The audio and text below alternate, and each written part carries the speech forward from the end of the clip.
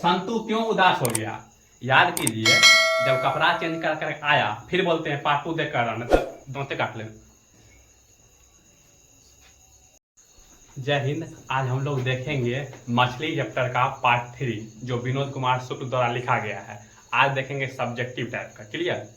अगर आप part 1 part 2 नहीं देखे हैं तो डिस्क्रिप्शन में लिंक होगा, जाके देखिए लीजिएगा, जाके देख लीजिएगा, नहीं तो एग्जाम में जाकर माथा पीटिएगा, उससे अच्छा है कि देख लीजिएगा। क्लियर?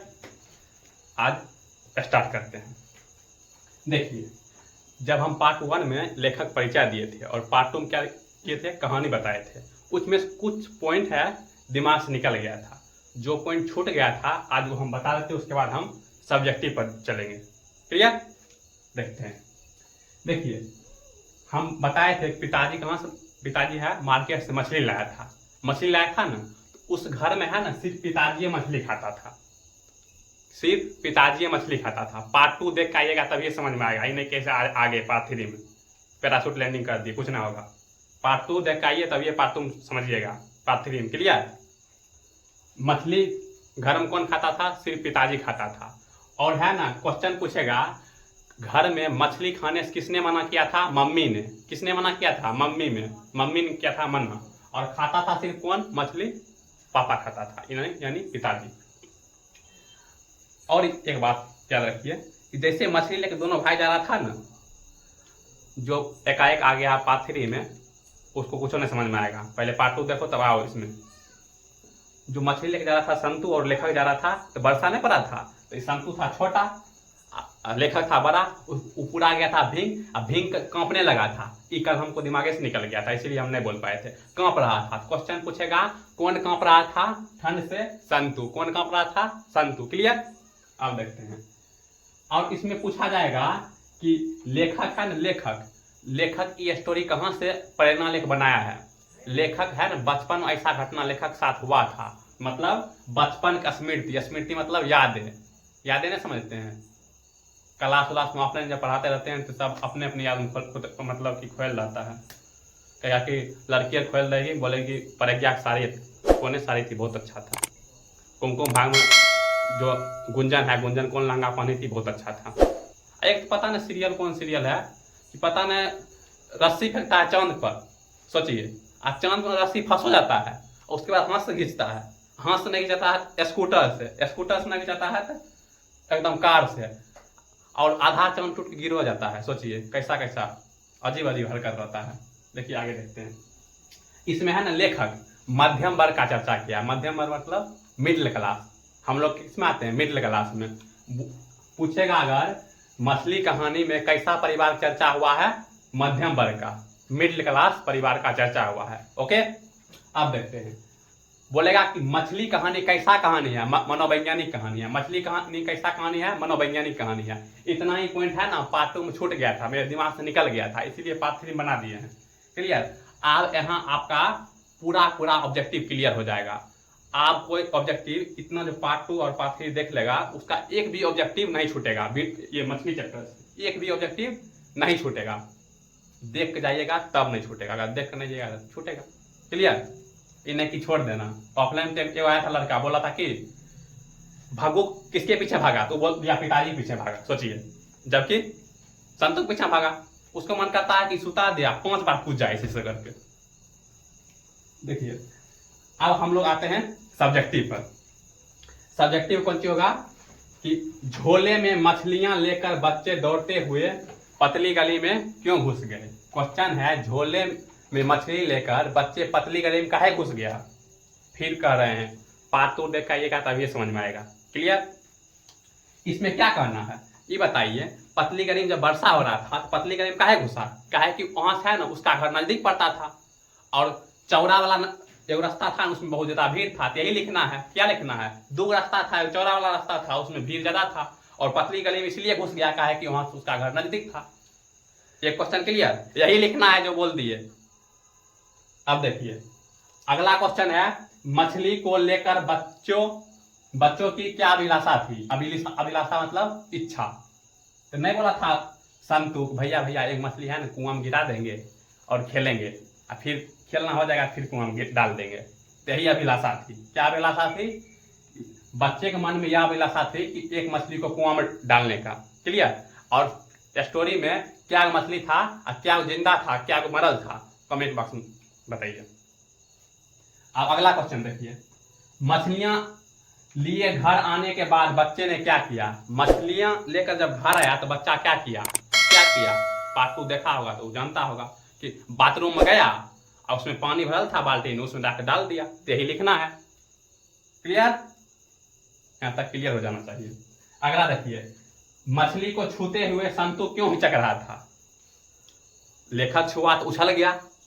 संतु क्यों हिचक रहा था, काहे कि संतु है ना, उसको डर था कि मछली कहीं काट ना ले, मछली कहीं काट ना ले। ओके, यहां तक समझ में आ गया। अब अगला क्वेश्चन पढ़ते हैं। देखिए अगला क्वेश्चन क्या है। अगला क्वेश्चन है, मछली के बारे में दीदी ने क्या जानकारी दी और बच्चे ने इसको कैसे परखा। परखा मतलब कैसे उसको चेक किया। दीदी ने मछली के बारे में यही जानकारी दी थी कि जो मरल मछली है ना, जो मरल मछली है उसके आंख में परछाई नहीं बनती है। क्लियर, आंख में परछाई नहीं बनती है। एक मछली 3 मछली था, एक मछली 2 मछली था जिंदा, एक था मरल, एक को भगू उठा के पटक दिया, एकदम मौत के घाट उतार दिया।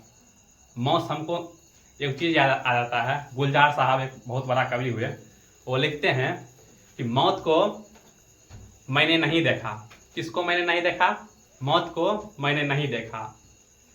शायद वो बहुत खूबसूरत होगी, कमबख्त जिससे मिलती है वो जीना ही छोड़ देता है।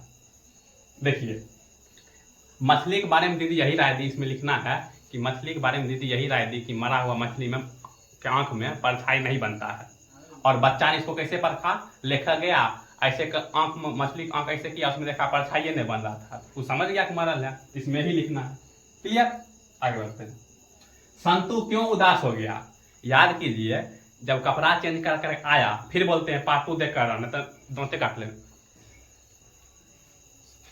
संतु काहे उदास था, जब कपड़ा पहन आया तो मम्मी मसाला पीस रही थी, एकदम भगुए से धार दे रहा था। अब मछली को उठा पटका न, एक संतु उदास हो गया कि अब लगता है सबको मार देगा, तब मुंह लेकर भाग गया था, तब ओकरा पीछे भगू भागा था। क्लियर, देखिए यही लिखना है कि संतु मछली को मरते हुए देखा या भगू को काटते हुए देखा तो वो उदास हो गया। अगला क्वेश्चन देखते हैं।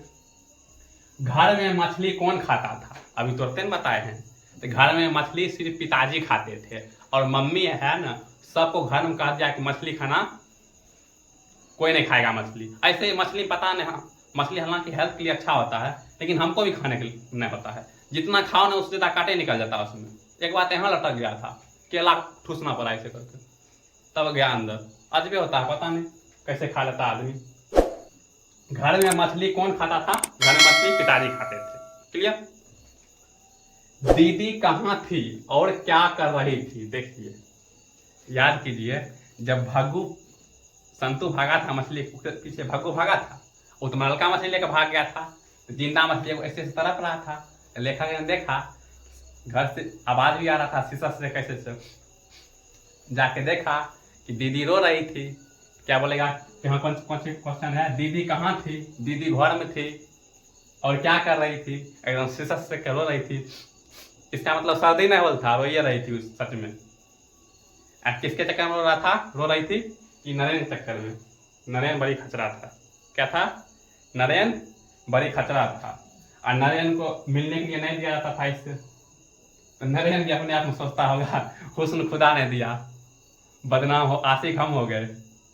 हुस्न खुदा ने दिया, आशिक हम हो गए, वो नसीब किसी और का था और बर्बाद हम हो गए। देखिए अगला क्वेश्चन। अरे अरे कहता हुआ भग्गू के पीछे कौन भागा।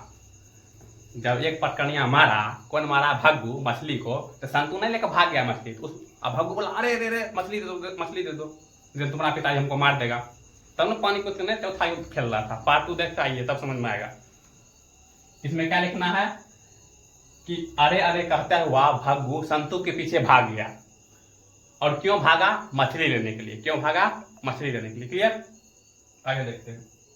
मछली और दीदी में क्या समानता थी। मछली और दीदी में क्या समानता थी, लेखक ने देख रहा था कि जिस तरह बाहर मछली तड़प रही है, ऐसे पलटनियां मार रही है, उसी तरह दीदी साड़ी पहन के घोग तान के अंदर में पलटनियां मार रही है। तो यही समानता है। जिस तरह से बाहर मछली तड़प रही है उसी तरह दीदी अंदर में तड़प रही है, समानता ही हो गया। अब अगला, पिताजी किससे नाराज थे? तो याद कीजिए, जब वो मछली छीन के आया था तो कौन सी बोला था? भगू ने बोला जी मालिक, नरेन आएगा तो पैर हाथ तोड़ देना। तो किससे नाराज होगा? नरेन से नाराज होगा। तो पिताजी किससे नाराज था? नरेन से नाराज था। क्लियर? यहाँ आपका पूरा पूरा ऑब्जेक्टिव क्लियर हो गया और सब्जेक्टिव भी क्लियर हो गया। आप जो आएगा बोलेगा कि गलत हो गया क्वेश्चन, तो उसको तो भमर लेंगे मुंह। आप नेक्स्ट वीडियो में मिलेंगे। अगर अच्छा लगेगा तो कौन सी करना है और नहीं अच्छा लगेगा कौन सी करना है आपको पता है।